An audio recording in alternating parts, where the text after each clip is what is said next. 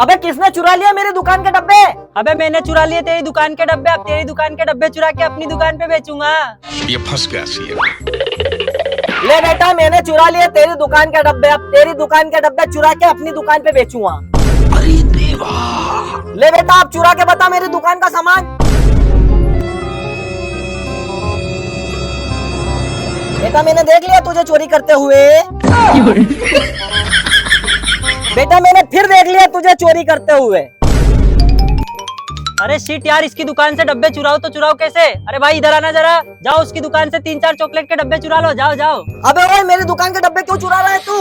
अरे भाई तू उसको क्यों देख रहा है चोरी करते हुए? मुझको देख, मैं तो चोरी कर ही नहीं रहा, मैं तो ऐसे ही खड़ा हूँ। हाँ ठीक है भाई, मैं तुझको ही देख रहा हूँ। हाँ ठीक है भाई, भाई तू चोरी कर ले। ठीक है भाई, भाई तू चोरी कर ले, मैं तुझको नहीं देख रहा हूँ, मैं तो उसको देख रहा हूँ।